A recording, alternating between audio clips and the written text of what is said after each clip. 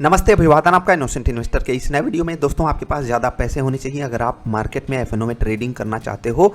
ये आपको हमको पहले से ही पता था, लेकिन अब वो पैसे 3 गुना ज़्यादा कर लीजिए क्योंकि लॉट साइज बढ़ गई है। भयंकर तरीके से लॉट साइज बढ़ी है।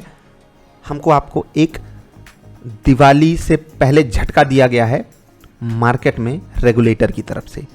क्या कहा है रेगुलेटर ने कि भैया कम पैसे होते हैं तब भी लोग ऑप्शन और फ्यूचर्स में ट्रेड करने लगते हैं, उनको होता है लॉस, इसीलिए हम बढ़ा दे रहे हैं मार्जिन की रिक्वायरमेंट लॉट साइज बढ़ा करके। ऐसे नहीं मार्जिन की रिक्वायरमेंट बढ़ी है, लॉट साइज बढ़ा करके हुई है। कैसे, मैं आपको बता देता हूँ। 25 की निफ्टी अब मिलेगी 75 क्वांटिटी में। 25 क्वांटिटी मिलती थी, अभी 75 मिलेगी। बैंक निफ्टी 15 से 30 हो गई। निफ्टी नेक्स्ट 50 आप देखो 10 से 25 हो गया, यहाँ पर 25 से 56 हो गया फाइनेंशियल निफ्टी, फिर निफ्टी। ठीक, हटाओ, इसको हटाओ। अभी तक आपको 5-6 लाख रुपए का सामान लेना पड़ता था एक लॉट में, अभी लेना पड़ेगा मिनिमम 15 लाख का। 15 लाख रुपए का सामान आपको लेकर के जाना होगा, यानी कि मिनिमम रिस्क अब आपके ऊपर, अगर आप फ्यूचर्स की ट्रेडिंग करते हो तो रहेगी 15 लाख रुपए पे।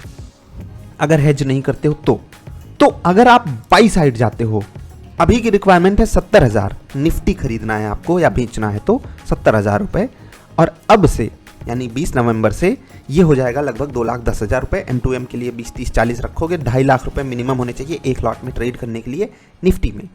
बैंक निफ्टी का भी लगभग सेम हाल है, 1 लाख अभी है, ये बढ़ करके लगभग 2,07,000-8,000 हो जाएगा। दूसरी बात हो गई बैंक निफ्टी की, और जगहों पे भी आप जाकर के यही डेटा देख पाओगे, फिन निफ्टी हो या मिड कैप निफ्टी हो। ठीक, यहाँ पर भी चीज़ें ऐसे ही बढ़ जाएंगी कि आपके ऊपर जो रिस्क रहेगा वो 15 लाख रुपए पे आ जाएगा। अभी रिस्क कितना होता है देखो, 25 की निफ्टी 25,000 पे है तो 25 का स्क्वायर 625, 6,25,000 का सामान है। ऐसे लिख देता हूँ आपके सामने, नहीं तो आप समझ नहीं पाओगे।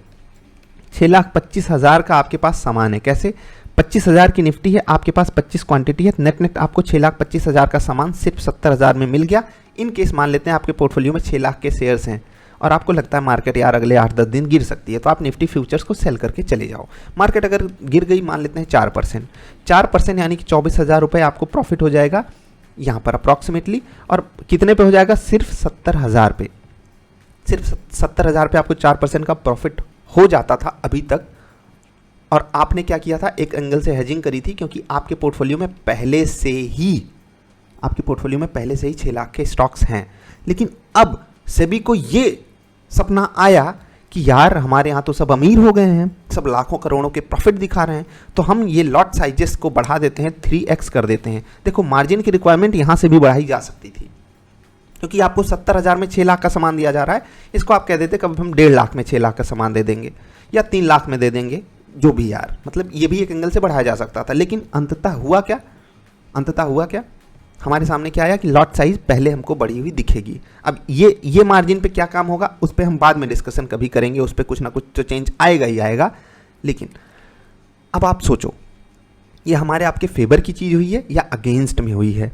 ये बात आप खोखली समझ रहे हो, डरावनी समझ रहे हो, क्या समझ रहे हो, आप बताना ज़रूर। ये चीज़ मुझे समझ में नहीं आई क्योंकि जो अभी तक 100 रुपये का ऑप्शन था उसको बढ़ा करके आप 300 रुपये का कर दिए। इंट्रिंसिक वैल्यू जो अभी तक 50-60 रुपये की हुआ करती थी वो बढ़ करके 180 से 200 हो जाएगी। ठीक है, अब आप क्या करोगे? आप ऑप्शन बाई कर रहे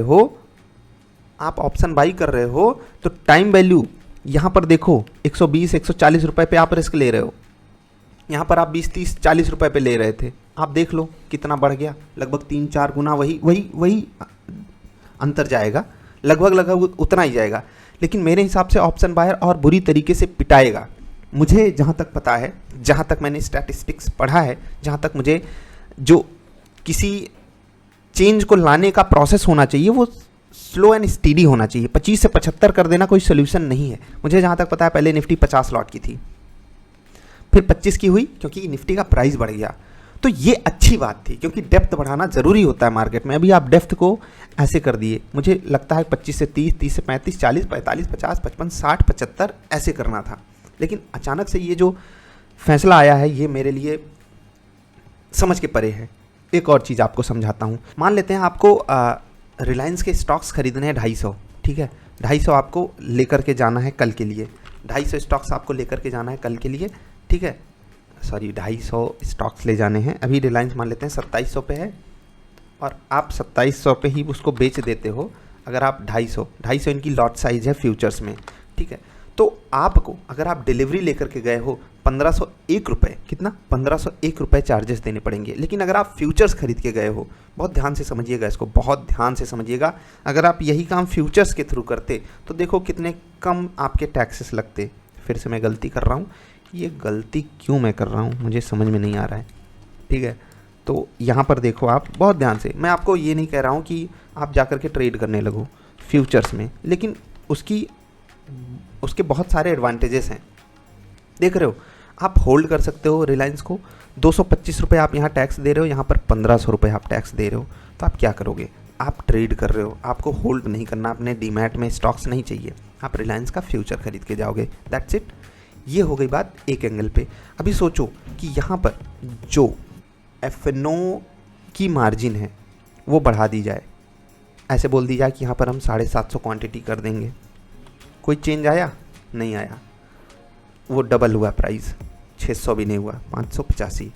यहाँ पर अगर आप क्वांटिटी डबल करके देख लो, हालत टाइट हो जाएगी, ट्रिपल करके देख लो, चार्जेस इतने लग जाएंगे, हालत ख़राब। और ये 4500 आप यहाँ चार्ज दे रहे हो, यहाँ आप 600 रुपये चार्ज दे रहे हो। ये तो हो गई बात फ्यूचर्स एंड डिलीवरी में, ठीक है। इंट्राडे में भी चार्जेस ज़्यादा लग जाते हैं, जबकि आपको दिन में ही निपटाना, आप होल्ड तक नहीं कर सकते हो इंट्राडे पोजीशन अगले दिन के लिए। तो ये सब चीज़ें खतरनाक हैं और हमारे आप सबके फेवर के लिए तो नहीं है, जहाँ तक मेरी समझदारी है। आप क्या कहते हो, आप बताइएगा ज़रूर। जल्दी मिलेंगे। वीडियो देखने के लिए आपका आभार, नमस्कार।